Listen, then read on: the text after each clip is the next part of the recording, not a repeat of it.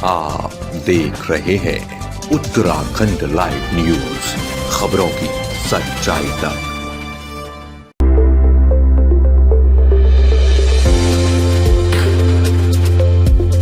नमस्कार, आप सभी का स्वागत है उत्तराखंड लाइव न्यूज पर। मैं हूं आपके साथ अंजलि। लगातार आप देख रहे हैं कि देहरादून में निकाय चुनाव का माहौल किस तरीके से है और लगातार हमारी जो टीम है उत्तराखंड लाइव न्यूज़ की टीम सभी क्षेत्र जनता के बीच में पहुंच रही है। वहीं क्षेत्र प्रत्याशी जो हैं उनके बीच में भी हम पहुंच रहे हैं। आज वार्ड 78 टन्नर रोड पर हम लोग पहुंचे हैं और मेरे बीच में मौजूद हैं कुसुम वर्मा जो कि पार्षद प्रत्याशी हैं कांग्रेस से, और हमारे बीच में मौजूद हैं निवर्तमान पार्षद वार्ड नंबर 78 से रमेश कुमार मंगू जी। आप लोगों का बहुत बहुत स्वागत है उत्तराखंड लाइव न्यूज़ पर। धन्यवाद जी। मैम, मैं सबसे पहले जानना चाहेंगे सभी दर्शकों को आप बताएं कि आपको सबसे पहले तो आपको कांग्रेस ने आपको चुना है, क्या कहेंगे इस पर? कांग्रेस पार्टी का धन्यवाद करती हूँ। बिल्कुल सर, वही हमारे बीच में निवर्तमान पार्षद रमेश कुमार मंगू जी मौजूद हैं। इनसे भी बातचीत करते हैं कि इनका जो 6 सालों का कार्यकाल रहा है, 5 साल कहेंगे कि जो इनके एक पार्षद के तौर पे रहे हैं, जो 1 साल इन लोगों का एक्सटेंड रहा है, वो भी इन लोगों ने किस तरीके से कार्य किया है क्षेत्र के अंदर, तो वो भी इनसे बात करते हैं। सर, किस प्रकार से आपका क्षेत्र में अभी तक का जो कार्य रहा है वो किस प्रकार से रहा है? देखिए, लगातार जब हम चुनकर आए शुरू में, तो 1 साल बाद ही कोरोना काल शुरू हो गया था। उस समय का कार्यकाल जो था हमारा इतना ज़्यादा महत्वपूर्ण था क्योंकि हम लोग नए नए चुनकर आए थे और ये बीमारी इतनी बड़ी थी, उसका सामना करना बड़ा मुश्किल काम था। लेकिन हम लोगों ने बड़ी हिम्मत के साथ अपने क्षेत्रवासियों के लिए जो कोरोना काल में सैनिटाइज होना था और साफ़ सफाई की व्यवस्था थी, इनको सुचारू रूप से चलाना था, जिससे हमारे क्षेत्र में किसी प्रकार की बीमारी जो चल रही थी कोरोना, उस पर कंट्रोल किया गया। और क्षेत्र की जनता के साथ लगातार जहाँ जिसको जिस चीज़ की ज़रूरत होती थी, राशन की ज़रूरत थी, किसी दवाई की ज़रूरत थी, किसी अन्य प्रकार की सहायताओं की ज़रूरत थी, तो हम सब ने लगातार वहाँ प्रयास किया और इसी वजह से जनता का विश्वास हम पर बढ़ा और हमने लगातार 5 साल काम किया जनता के बीच में। बिल्कुल सर, अपने वार्ड को, क्योंकि आप लोगों का पहला वार्ड है और आप लोगों को काफ़ी फाइट भी रही होगी कि क्षेत्र में काम करने को लेके, या सड़कों की अगर हम बात करें या रोडों की अगर हम बात करें या क्षेत्र के विकास की मैं अगर बात करती हूँ, तो किस प्रकार से आपका क्षेत्र में कार्य वगैरह रहा है, कैसे आपने? देखिए, हमारा वार्ड में बस्तियाँ भी हैं जहाँ पर छोटी गलियाँ हैं 8 फुट की, 10 फुट की। तो हमने नगर निगम का जो भी काम हुआ है, जो भी करा है हमने, वो इन बस्तियों पर ज़्यादा ध्यान रख कर किया है। क्योंकि बस्तियों में जहाँ आप समझ सकते हैं कि भाई जहाँ छोटी गलियाँ हैं, कंजेस्टेड रोड हैं, वहाँ पर कैसे लोग रहते होंगे, वहाँ पर गरीब जनता रहती है और वहाँ का काम जो है ना पीडब्ल्यूडी करता है ना एमडीडीए करता है। तो हमने उसी चीज़ों को अपने ध्यान में रखते हुए उन कामों को किया है और इस बात के लिए वहाँ की जनता बहुत आभारी भी है और बहुत प्रोत्साहित करती है हमें कि आप ऐसे ही काम अगर गरीबों के लिए करते रहे तो आपके लिए बहुत अच्छा रहेगा और हम लोगों को आपका सपोर्ट मिलता रहेगा। बिल्कुल सर, वैसे आप जिस प्रकार से आप कांग्रेस पार्टी के प्रत्याशी हैं और मैं वहीं अगर सरकार की योजनाओं की मैं बात करती हूं, तो आप अपने क्षेत्र जनता को उन योजनाओं का लाभ दे पा रहे हैं ईजिली या थोड़ा कहीं कुछ प्रॉब्लम आता है? देखिए, हमने अपने क्षेत्र में बहुत सारी पेंशन लगाई है, विधवा पेंशन है, वृद्धा पेंशन है, विकलांग पेंशन है। तो इन सब का लाभ जिसको हम दे सकते थे, जो हमारी जानकारी में आता रहा, हम उनको लगातार 6 साल तक ये पेंशन लगाने का काम किया है।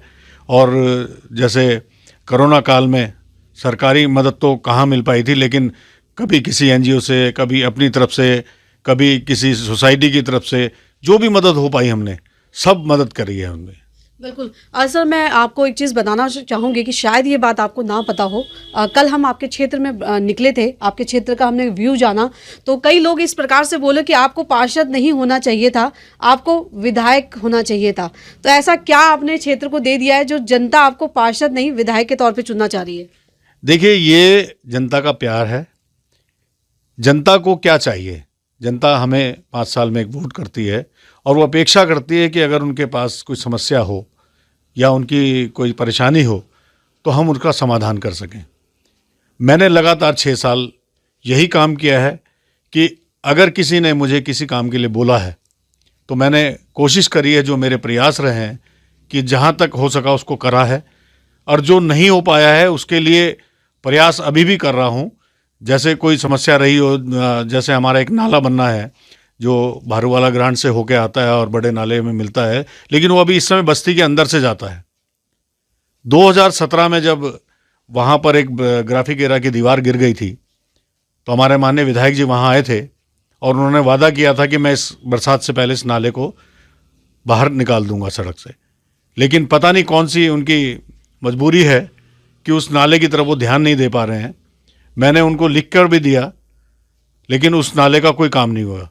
अब मैं ये कहना चाहूँगा कि जैसे ही हमारा बोर्ड बन के आएगा, चाहे हमें 1 साल की अपनी पार्षद निधि लगानी पड़े उसमें, क्योंकि बड़ा काम है, तो हम सबसे पहले उस नाले की समस्या का समाधान करने की कोशिश करेंगे कि वो नाला बस्ती से ना होकर बाहर सड़क से निकल जाए। बिल्कुल सर। सर, जिस प्रकार से हमने आपके क्षेत्र जनता से मिलना हुआ हमारा, और हमने आपके क्षेत्र की समस्या भी जानने का प्रयास करा और आपका भी रिस्पांस जानने का प्रयास करा कि किस प्रकार से आपका रिस्पांस है क्षेत्र में।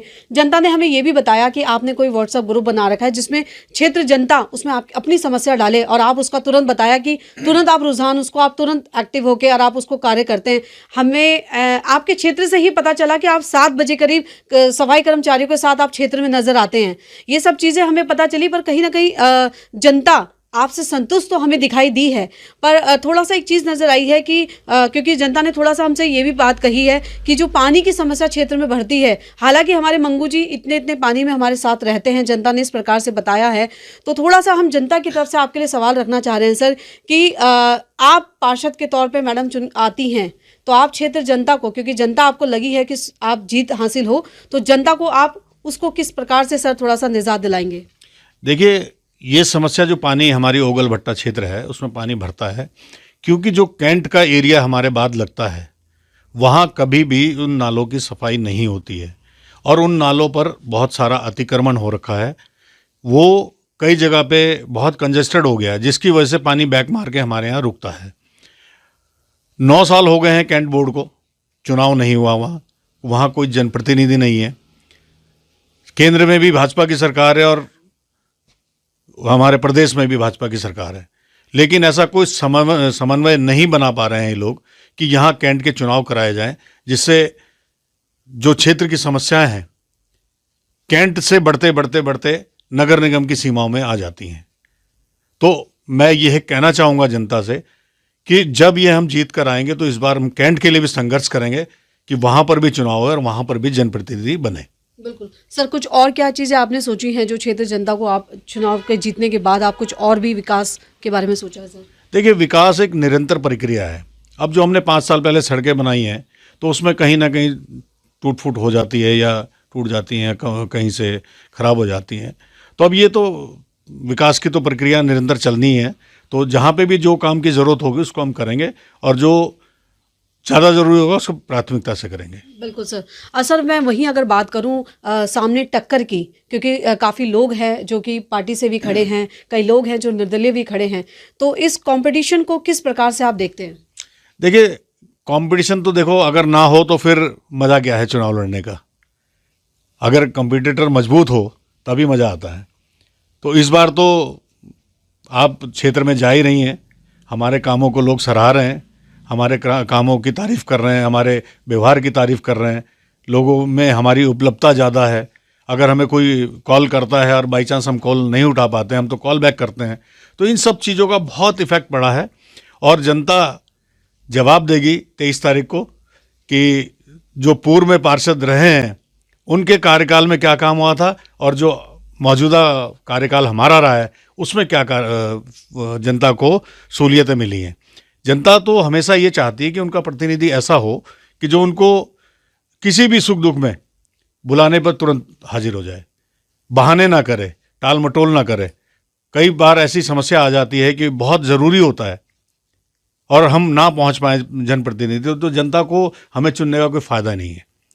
मैं यही अपील करूंगा सभी से कि चुने उसे जो आपके बीच में रहे, आपकी एक कॉल पे आपसे मिलने आए, आपकी समस्या का समाधान करने की कोशिश करे, जो भी समस्या आपकी आए उसको जल्दी से निपटारा करे, उसको लंबित ना करे, लटकाए ना। मैं अपने यहाँ की क्षेत्र की एक समस्या हमारे यहाँ बहुत बड़ी है, जो हमारे पार्षद प्रत्याशी हैं उनकी एक राशन की दुकान है। जो उनके भाई के नाम की है और चलाते वो हैं। उनका भाई थोड़ा मेरे ख्याल से कुछ उनको प्रॉब्लम है जिनकी वजह से वो दुकान चलाते हैं। लेकिन जनता के साथ बहुत अन्याय होता है वहाँ। एक तो राशन समय पर नहीं मिलता, दूसरा कम मिलता है, और लोगों के राशन कार्ड उन्होंने अपने पास दबा कर रखे हुए हैं। आप अगर क्षेत्र में जाएं तो राशन कार्ड के बारे में ज़रूर पूछें कि भाई आपका राशन कार्ड आपके पास है या दुकानदार के पास है।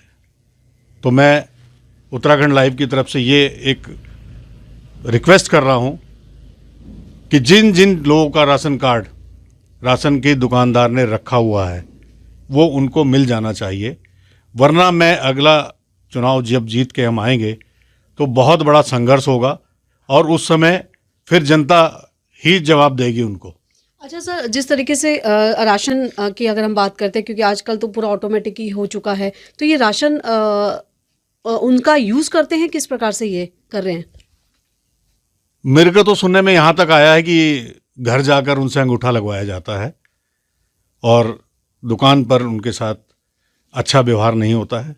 कोई अगर वहाँ बोलता है तो जवाब होता है जो आपसे होता हो कर लो, हमारा कुछ नहीं बिगड़ने वाला है। तो अपनी क्षेत्र जनता को चैनल के माध्यम से क्या कुछ मैसेज देना चाहेंगे, और ऐसी कुछ क्षेत्र जनता को, क्योंकि बहुत सारे लोग हैं ऐसे जो भ्रमित करने के लिए भी आ रहे होंगे आपके वोटर्स को, तो क्या कुछ संदेश देना चाहेंगे आप चैनल के माध्यम से?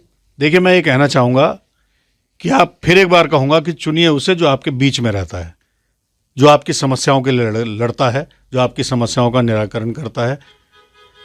और जो भी समस्या हैं या अभी थी, हमने कोशिश करी है सभी को निपटाने की, लेकिन अगर कुछ रह गया है तो उसको आगे पूरा प्रयास करेंगे कि हमारा क्षेत्र सुरक्षित बने, सुंदर बने, साफ सुथरा बने। क्योंकि 5 साल हमने जो काम किया था, वो 1 साल जो सरकार ने चुनाव नहीं कराया है उसमें वार्ड की स्थिति खराब हुई है। आज उसी स्थिति को जो दूसरे लोग हैं वो अखबारों के माध्यम से कह रहे हैं कि भाई वार्ड 78 बहुत गंदा है। और मैंने भी एक अखबार में देखा, हमारे वार्ड का उसमें कोई ऐसा व्यक्ति नहीं था जिसने उसमें कहा हो कि वार्ड गंदा है। कैंट के लोग आकर यहाँ पर अखबार वालों को बता रहे हैं कि ये गंदा है, ये वार्ड 78 गंदा हो रखा है, जबकि अपने कैंट की तरफ उनका ध्यान नहीं जा रहा है। मैं उनसे सभी से निवेदन करूंगा कि भाई साहब जो काम कर रहे हैं पहले अपने गिरेबान में झांकें, अपने कैंट को साफ करें, उसके बाद 78 पे उंगली उठाएं। बिल्कुल बिल्कुल सर। सर, जिस प्रकार से आज सर ने बताया कि क्षेत्र में इस प्रकार से है, तो मैं आपको बता दूं कि कल हम क्षेत्र के अंदर गए थे और हमने बहुत सड़कें देखी। बहुत सारी सड़कें ऐसी थी, शायद हम रमेश कुमार मंगू जी उस टाइम पे पार्षद भी नहीं थे और हमने उन सड़कों को कभी देखा था। तो क्षेत्र जनता से कल मैंने बोला कि यहाँ पर ये सड़कें ऐसी हुआ करती थी कि हमें गाड़ी चलाने में बहुत डर लगता था। तो वाकई में विकास कार्य जो कल हमने क्षेत्र में भ्रमण करके देखा, और वो विकास कार्य हमें भी कुछ दिखाई दिया है। तो बहरहाल सर, आज के लिए बहुत बहुत धन्यवाद उत्तराखंड लाइव न्यूज़ पर आप लोगों का जुड़ने के लिए। मैं बहुत धन्यवाद करूंगा कि आप मेरी बात जनता तक पहुंचाएं, और जनता से अपील है कि इन बातों पे गौर करें जो मैंने कहा है।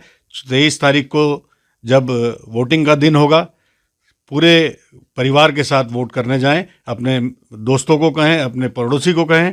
और जो बैलेट पेपर होगा, ये बैलेट पेपर हमारे लिए बहुत अच्छा है कि बैलेट पेपर से चुनाव हो रहा है।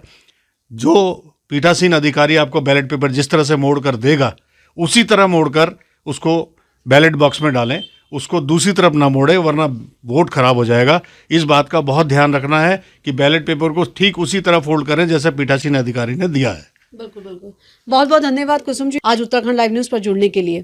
तो आपने सीधा सुना कि किस प्रकार से क्षेत्र में हमने भी आपको बताया कि हमने भी भ्रमण किया था और हमने वार्ड 78 की जनता से भी बात की थी, और आज हमने रूबरू इनसे डायरेक्ट बात करने का प्रयास किया कि क्या है और क्षेत्र में इन्होंने क्या क्या विकास किए हैं और क्या आगे आगे योजनाएं हैं इनकी। तो सीधा आपने उत्तराखंड लाइव न्यूज़ पर सुना। अभी के लिए इतना ही काफ़ी। अपने सहयोगी के साथ अंजलि पासवान की एक खास खबर।